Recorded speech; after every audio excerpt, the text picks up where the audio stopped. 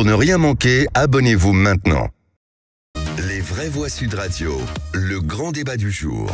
Nous voulons mieux faire respecter l'ordre républicain sur notre sol, mais également dans le monde virtuel. Le cyberharcèlement, ça touche tout le monde, mais ça touche 20 à 30 fois plus les femmes. L'État français n'est pas aujourd'hui capable d'enrayer le harcèlement, le cyberharcèlement. Il y a d'abord l'affaire de ce qu'on appelle les influx voleurs, et puis il y a un autre volet de cyberharcèlement. On va t'égorger, on va te décapiter, on va te lapider, il faut te violer, on va te vider de ton sang. Je sors du tribunal, interrogé sur des faits de menaces de mort, de cyberharcèlement. Ça a vraiment détruit ma vie. Et donc des députés proposent une authentification d'identité pour s'inscrire sur les réseaux sociaux. Ça pourrait être dès 2027, malgré l'opposition du gouvernement. Cette initiative précède la lecture d'un projet de loi sur la sécurité numérique. Elon Musk, même lui, envisage parallèlement de rendre X, en tout cas Twitter, payant pour combattre les faux comptes. Oui, plus d'un jeune adulte sur deux, 60%, a déjà été harcelé sur Internet. C'est une étude Caisse d'épargne et e-enfance de novembre 2022. Et en mars 2023, le 23, Twitter était condamné en cassation pour son absence de transparence autour des moyens de modération dans sa lutte contre le cyberharcèlement. Alors, est-ce que pour vous, pour combattre le cyberharcèlement et les injures sur Internet, il faut 1. Rendre les comptes payants, 2. Justifier de son identité, ou 3. Aucun des deux. Et manifestement, pour le moment, c'est aucun des deux qui est majoritaire. Je crois que ce sont que des gens qui ont un compte sur Twitter qui disent non à 71%.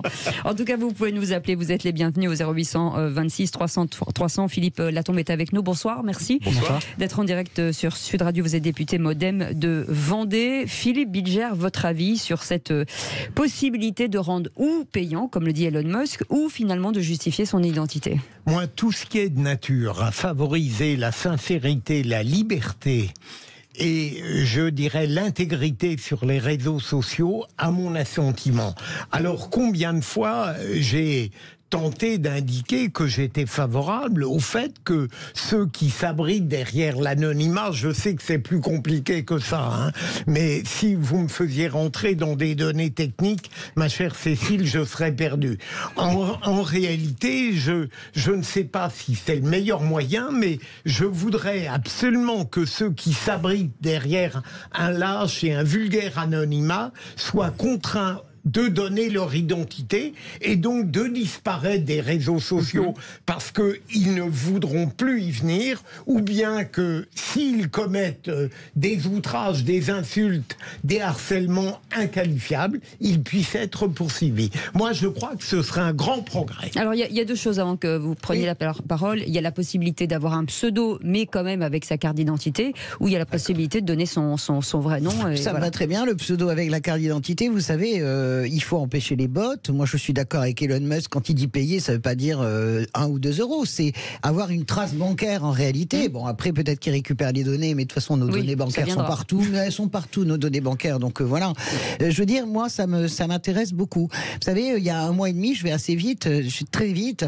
Il y a mon compte qui a passé 125 000 abonnés. D'un seul coup, parce que j'avais tweeté quelque chose d'assez dur sur Yael Braun-Pivet, j'avais tweeté quelque chose d'assez dur sur le gouvernement Macron, mais là c'était plus dur que d'habitude, c'était plus pointu en réalité.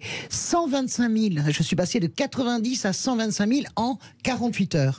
Et j'ai dit, qu'est-ce qui se passe? Et j'ai demandé, mais voilà, ça c'est les bots qui sont en train de travailler pour populariser encore plus profondément ce tweet. Je ne suis pas d'accord avec ça. Voilà. Donc, il faut assainir, j'aime pas ce mot, pardon. Il faut en tout cas réguler, et ça me va très bien l'identité, ou même le pseudo sous identité, pièce d'identité. Benoît Perrin. J'ai pas envie, moi, que mes tweets soient manipulés et servent à de la manipulation d'opinion. Je pense que je pense, et ça suffit, et ma communauté le partage ou pas, j'ai pas besoin de bots installés je ne sais où pour faire mon travail. J'ai pas besoin de ça. Benoît Perrin. Je pense que le pseudo, effectivement, avec contrôle d'identité, pourquoi pas.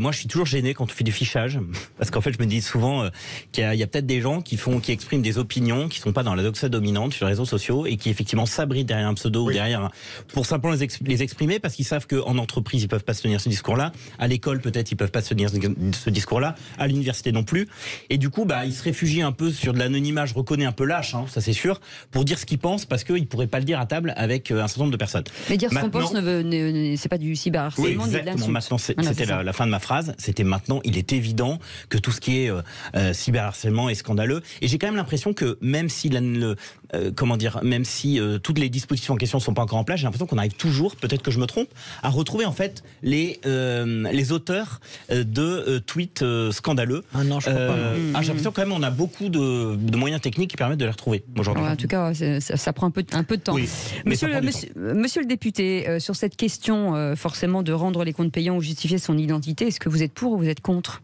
Je pense que la réponse, elle est dans aucun des deux. À la fois parce que le problème. Réponse de Normand. C'est une réponse d'extrême centre moderne classique. Voilà. Comme ça, je vous ai devancé, tout va bien. On aurait dû s'en douter, Philippe. Pourquoi on invite des centristes? Voilà. Pourquoi? S'ils ont des positions équilibrées de temps en temps. Non, la question du paiement est, à mon avis, posée par Elon Musk, est une mauvaise question. En fait, Elon Musk a un problème de rentabilité de son acquisition. Et il cherche absolument à faire rentrer de l'argent et de faire rentrer du cash. Et donc, il justifie le paiement d'un abonnement qui serait à $14 aux dernières nouvelles, qui lui permettrait aussi de s'affranchir de la publicité. Donc il dit c'est $14, tout le monde sera visible et il n'y aura pas de publicité. En fait, il essaie juste de rendre rentable un truc qu'il a acheté cher.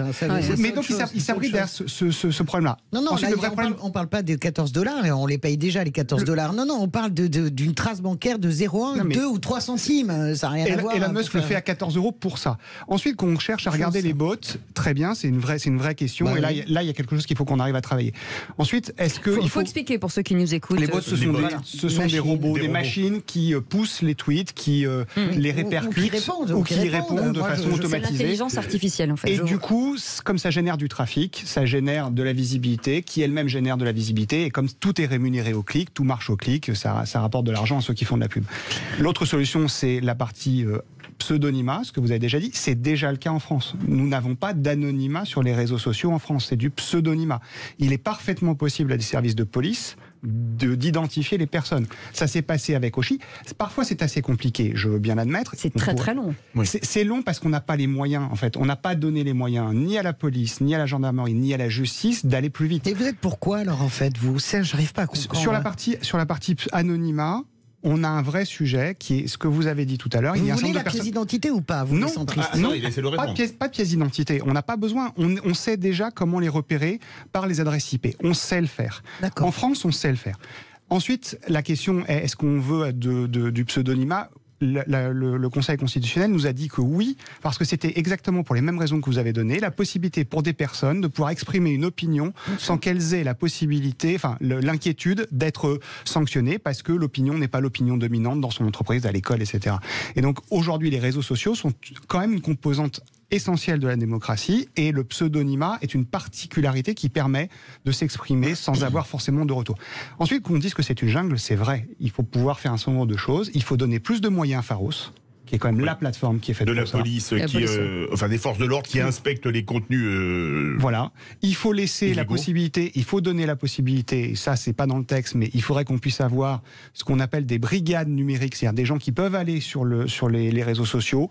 Là, par contre, sous anonymat, c'est-à-dire qu'ils peuvent faire des enquêtes sous anonymat. Mais ça existait à l'époque de François Hollande. Ça existait, mais on n'a pas suffisamment de moyens. On appelait ça, c'est pour l'info de nos auditeurs, on appelait ça les chapeaux noirs et les chapeaux blancs, et c'était des équipes qui exploraient le darknet et tous les réseaux sociaux, une pour combattre et l'autre pour... Non, mais vraiment, voilà. Ça a déjà existé. Mais on les a cantonnés sur des choses qui sont très particulières, la lutte contre le terrorisme et ce genre de choses. Philippe Monsieur le député, une question rapide. Moi, ce qui m'exaspère sur les réseaux sociaux, c'est de ne pas pouvoir répondre. Comment on fait lorsqu'on a un compte, un mec qui intervient de manière anonyme? Comment on peut réagir? Oui, mais est-ce que... Mais vous répondez à un bot, Philippe. Vous passez, je vois, vous passez votre vie à répondre à des machines. Laissez tomber. Mais vous ne répondez pas. Il peut y avoir un des premiers réflexes, c'est de se poser la question de savoir s'il faut répondre ou pas. Quand on a, effectivement, et ça peut arriver, qu'on ait des députés qui se répondent par les réseaux sociaux, quand on sait qui c'est assez facile. Et on peut le faire. Quand on ne sait pas exactement qui est Toto 49, on ne répond pas forcément à Toto 49. C'est moi.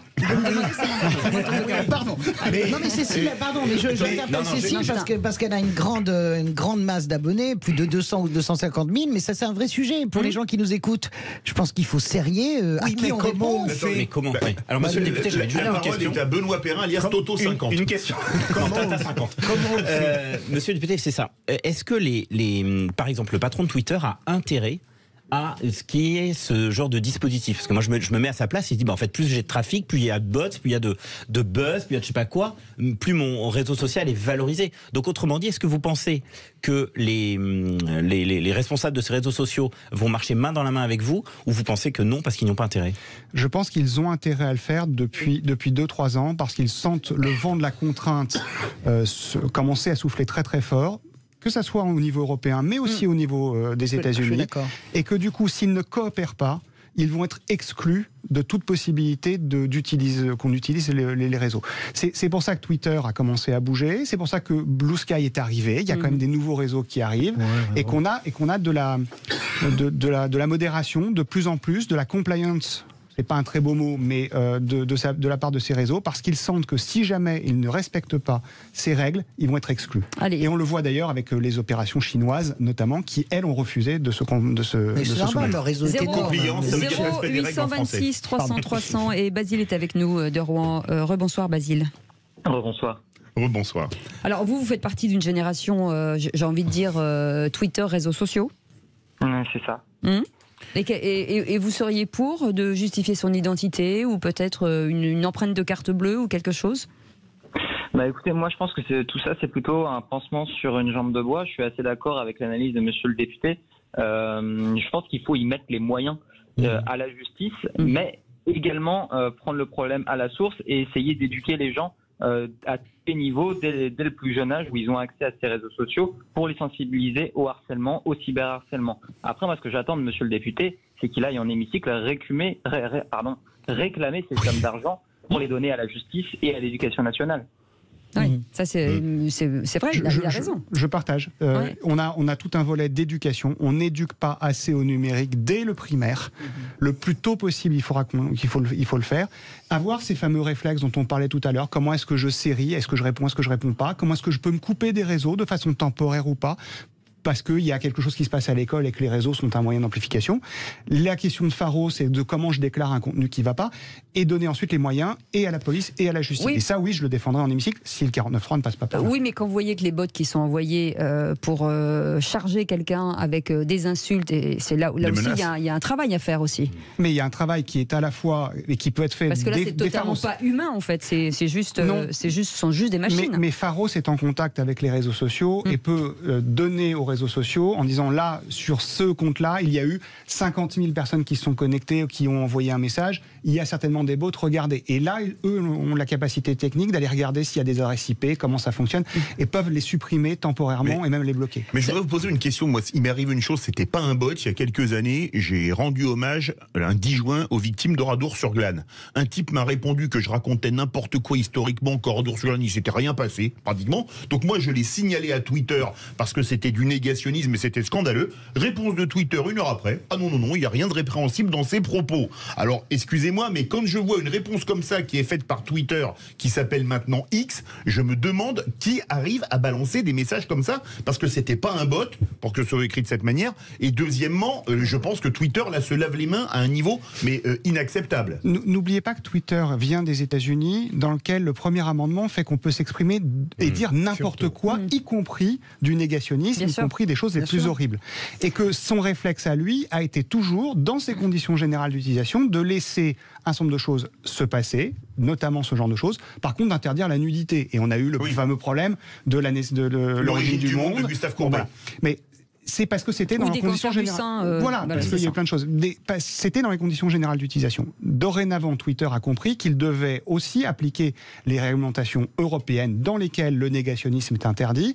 Et donc, si vous signalez à Pharos ce type de contenu, Pharos va saisir Twitter et va l'interdire quasiment dans l'heure qui suit.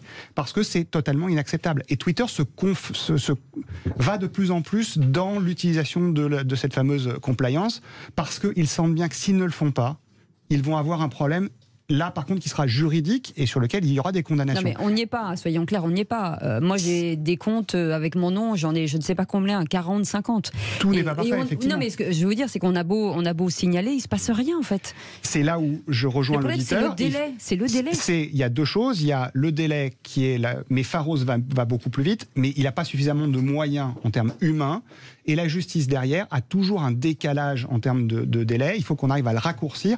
Pour ça, il faudra des juridictions spécialisées qui aient l'habitude de fonctionner et qui puissent prendre les dossiers de façon très rapide, avec des magistrats qui soient formés à ce type de sujet. Françoise de Wamicourt. Le seul bémol que je mets à tout ça, c'est la censure, la liberté d'expression et la liberté politique, parce que les réseaux sociaux vont m'inquiéter au moment politique. Moi, je veux bien que Emmanuel Macron ait passé sa vie à accuser les Russes d'avoir fait influencer la présidentielle, mais les bots macronistes, on les repère très très vite, les bots leprénistes aussi, les bots France Insoumise ou gauche aussi. Moi, j'ai pas envie que parce qu'on met un petit doigt dans cet engrenage-là de contrôle pour des très bonnes raisons, on se retrouve sur de la censure politique pure et dure, et ça m'ennuie beaucoup parce que je sens bien quand même que le pouvoir en place maîtrise parfaitement bien toutes ces stratégies de communication, de censure. Merci beaucoup. Moi aussi, je veux bien. D'accord ? Si, je suis d'accord, mais vous avez aussi le Conseil constitutionnel qui va veiller aux choses. Depuis la loi Avia, le Conseil constitutionnel a une jurisprudence constante et protège la liberté d'expression sur les réseaux sociaux. Merci beaucoup, en tout cas, d'avoir été avec nous. Vous restez avec nous, d'ailleurs. Vous restez avec nous puisque vous allez jouer au quiz de l'actu. Et puis, en parlant de bottes, moi, j'en veux bien. C'est du 37. C'est bientôt l'hiver. La couleur m'ira très bien. Vous faites comme vous voulez. Allez, dans un instant, le quiz de l'actu. À tout de suite.